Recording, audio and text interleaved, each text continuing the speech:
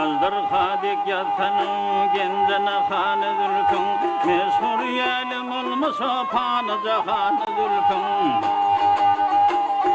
Görkülmedi gül yüzün bağıt bahanı zülfün Elime anbar taşar degen neşanı zülfün Neyleyku ot kalıdır minna tuvanı zülfün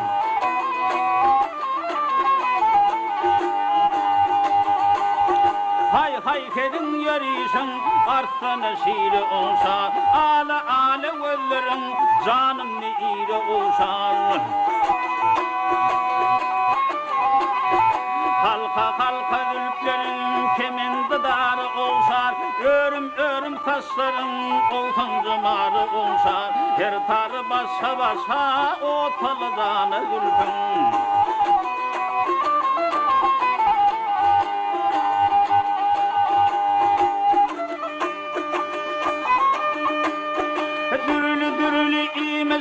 Tapılmaz her ağaçta Bekle katta kamatına Düleli boyda basta Yürep yetişsem Tarifin eside Darap darap boy vertem Ak gözde posto Altın tuğun bereli Götür dupanı zülfün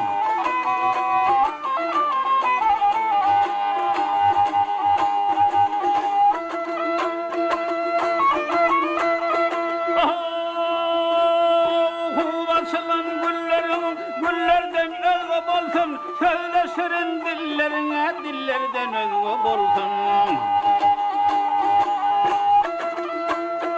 Uçun erik bilerden özgü bolsun Bizim tutun işimi ya iyilerden özgü bolsun Aktırı üşvuğanın Abırvanı zülfün